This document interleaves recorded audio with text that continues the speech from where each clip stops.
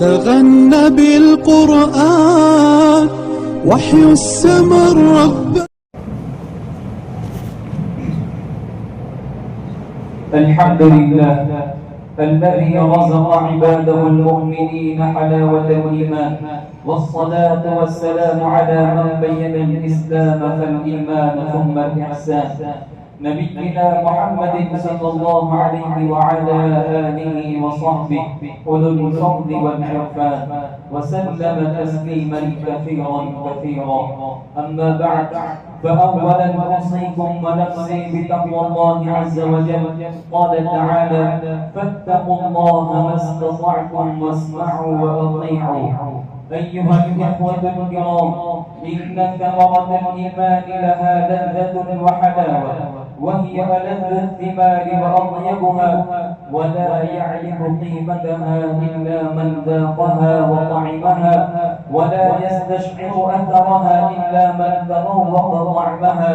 يقول النبي صلى الله عليه وسلم: ثلاث من كن فيه وجد بهن حلاوة الإيمان: أن يكون الله ورسوله أحب إليه مما سواهما، وأن يحب المرء لا يحبه إلا لله، وأن يكره أن يعود في الكفر كما يكره أن يقذف في النار.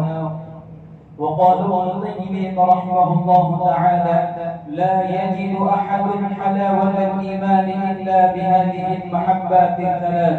وقال تعالى: ضرب الله مثلا كلمة طيبة كشجرة طيبة، فالكلمة هي كلمة الإخلاص، والشجرة أصل الإيمان، وأغصانها اتباع الأوامر واجتناب النواهي، وورقها ما يهتم به المؤمن من الخير، وثمارها لذة الطاعات. فطوبى لمن عاش في ظلال شجر الإيمان. عباد الله، والنبي صلى الله عليه وسلم يقول: ذاق طعم الإيمان من رضي بالله ربا وبالإسلام دينا وبمحمد صلى الله عليه وسلم رسولا. أي من رضي بهذه الثلاث صح إيمانه، واطمأنت به نفسه، وخاطر باطنه، فسهلت عليه طاعة الله تعالى، وخلصت حلاوة الإيمان إلى قلبه، وتذوق لذته. والنفس إذا لم تجد أنسها إلا في طاعة الله تعالى، عندها تتذوق حلاوة الإيمان وحلاوة تلك الطاعة. وفي ذلك يقول ابن حزم رحمه الله: ليس بين الفضائل والرذائل ولا بين الطاعات والمعاصي إلا نفار النفس وأنسها فقط. فالسعيد من أنست نفسه بالطاعات والفضائل ونفرت من المعاصي والرذائل، والشقي من أنست نفسه بالرذائل والمعاصي ونفرت من الفضائل والطاعات. قال تعالى: ضرب الله مثلا كلمة طيبة كشجرة طيبة.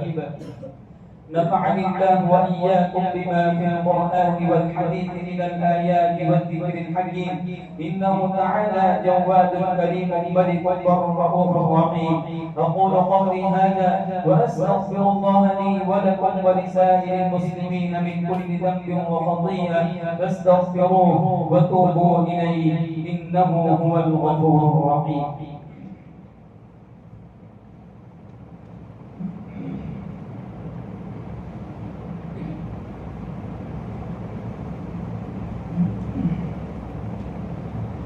الحمد لله رب العالمين، والصلاة والسلام على رسوله الكريم وعلى آله وصحبه أجمعين. عباد الله، من أعظم الأمور التي تضاعف الإيمان وترهب حلاوته اقتراف الذنوب والمعاصي. فقد سئل وهيب بن الورد رحمه الله: هل يجد طعم الإيمان من يعصي الله تعالى؟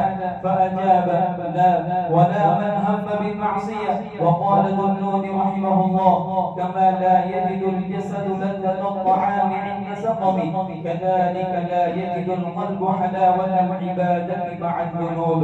هذا، وصلوا وسلموا على الرحمة المهداة والنعمة المستاه نبيكم ونبينا محمد محمد رسول الله صلى الله عليه وسلم فقال من جل في علاه إن الله وملائكته يصلون على النبي يا أيها الذين آمنوا صلوا عليه وسلموا تسليما اللهم صل وسلم على سيدنا محمد وارض اللهم عن الخلفاء الراشدين المهديين سادتنا الكرام أبي بكر وعمر وعثمان وعلي رضي الله عنهم وعن سائر صحابة نبيك أجمعين ومن تبعهم بإحسان إلى يوم الدين اللهم أذقنا حلاوة الإيمان ولذته وأسمعنا منادي الجنة وفك رقابنا من النار اللهم اسقنا من جنتك شربة هنيئة طيبة وخمرا لذة للشاربين ختامه مسك يا رب العالمين تعالوا عباد الله فإن الله أمر بقوله إن الله يأمر بالعدل والإحسان وإيتاء ذي القربى وينهى عن الفحشاء والمنكر والبغي يعظكم لعلكم تذكرون اذكروا الله العظيم الجليل يذكركم واشكروه على نعمه يزدكم ولذكر الله أكبر والله يعلم ما تصنعون الله أكبر الله أكبر الله أكبر الله أشهد أن لا إله إلا الله أشهد أن لا إله إلا الله أشهد أن محمدا رسول الله أشهد أن محمدا رسول الله حي على الصلاة حي على الصلاة حي على الفلاح حي على الفلاح قد قامت الصلاة قد قامت الصلاة الله أكبر الله أكبر لا إله إلا الله الله أكبر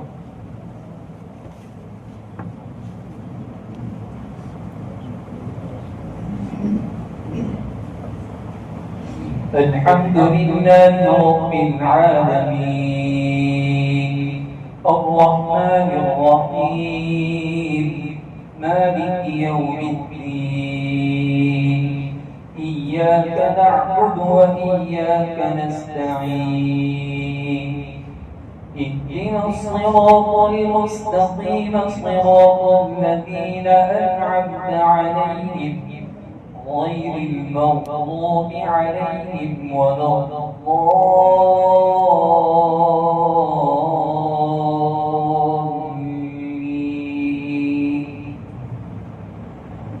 إن في خلق السماوات والأرض واختلاف الليل والنهار لآيات لأولي الألباب الذين يذكرون الله قياما وقعودا وعلى جنوبهم ويتفكرون في خلق السماوات والأرض ربنا ما خلقت هذا باطلا سبحانك فقنا عذاب النار ربنا إنك من تدخل النار فقد أخزيته وما للظالمين من أنصار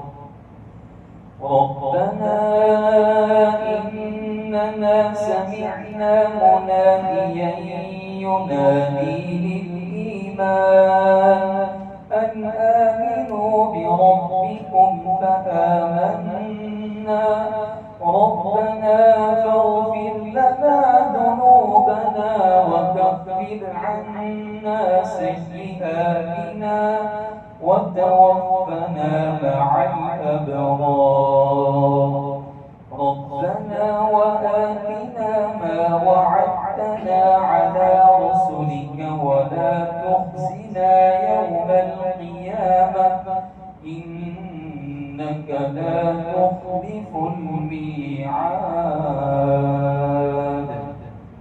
الله أكبر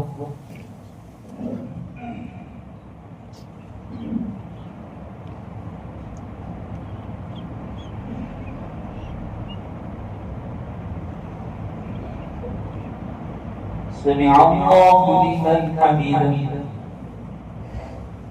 الله أكبر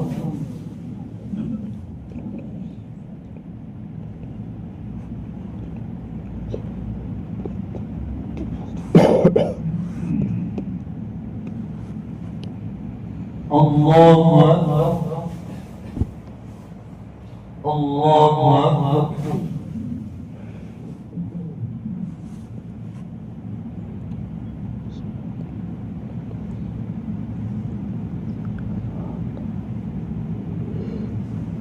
الله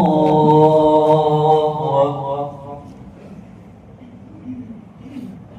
الحمد لله رب العالمين الرحمن الرحيم مالك يوم الدين إياك نعبد وإياك نستعين اهدنا الصراط المستقيم صراط الذين أنعمت عليهم غير المغضوب عليهم ولا الضالين.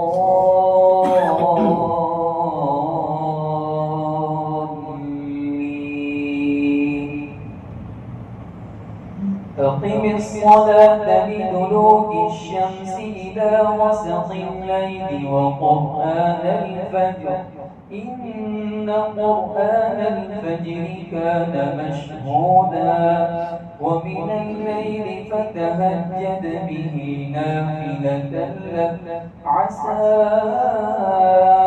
أن يبعثك ربك مقاما محمودا وقل رب أدخلني مدخل صدق وأخرجني مخرج صدق واجعل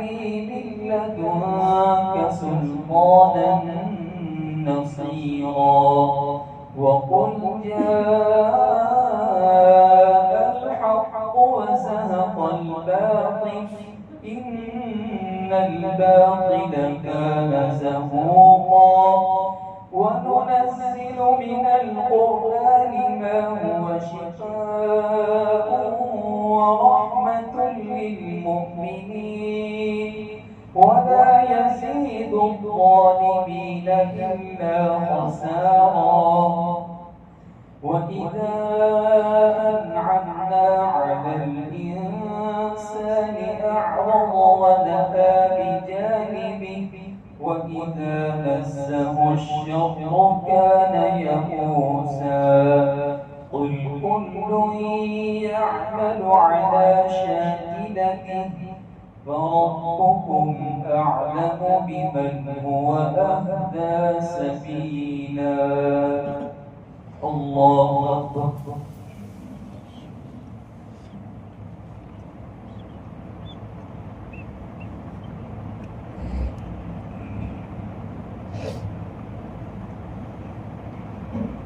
سمع الله لمن حمده. الله أكبر.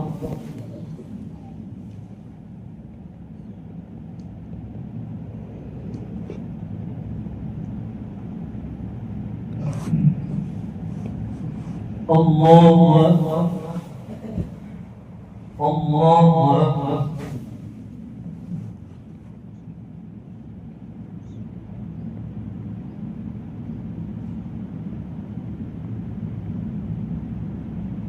الله أكبر.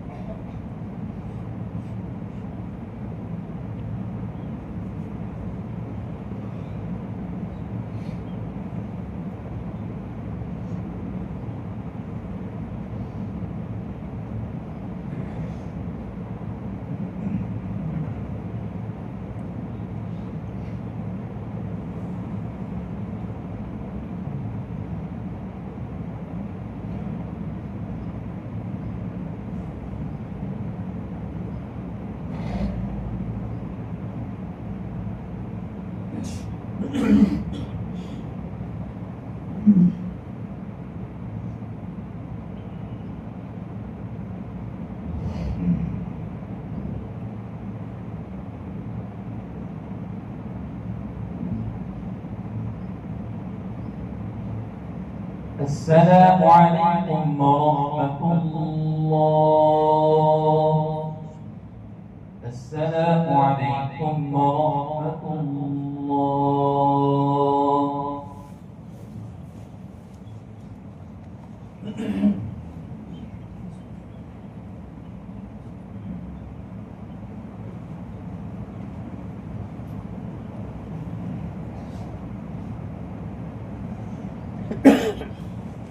بسم الله الرحمن الرحيم. اللهم صل على سيدنا محمد وعلى سيدنا محمد وعلى وسلم. اللهم ظلمنا انفسنا وبنا من المرسلين. ربنا فاغفر لنا ذنوبنا وكفر عنا سيئاتنا. ربنا اغفر وعافنا على مسلمين يوم الدين ولا تحرمنا الميعاد. ربنا ولا تحرم علينا صلاه محمد النبي ربنا ربنا ولا تحرمنا ما لا طاقه لنا به. واعف عنا واغفر لنا وارحمنا ولا تنصرنا على القوم الكافرين. ربنا لا تزغ قلوبنا بعد إذ هديتنا وهب لنا من لدنك رحمة إنك أنت الوهاب. فاطر السماوات والأرض الكونية ولا ترد ربنا الصالحين. رب اجعل حين الصلاة ومن ذريتي ربنا تقبل دعاء. ربنا اغفر لي ولوالدي وللمؤمنين يوم يقوم الحساب. اللهم على ذكرك وشكرك وحسن عبادتك. اللهم صلك الهدى والتقى والعفاف والغنى. يا مقلب القلوب ثبت على دينك وأنصرك ونصرك على طاعتك. اللهم اغفنا بحلالك عن حرامك واغننا بفضلك عن الاسباب. اللهم بارك لنا في مرضك واشفعنا وبلغنا رمضان. اللهم اغفر لنا قبل الموت ورحمة عند الموت ولا تعذبنا بعد الموت ولا تحاسبنا يوم القيامة انك على كل شيء قدير. جزا الله عنا محمد الله وصلى الله عليه وسلم. إخواني سبحان ربك رب العزة عما يصفون وسلام على المرسلين والحمد لله.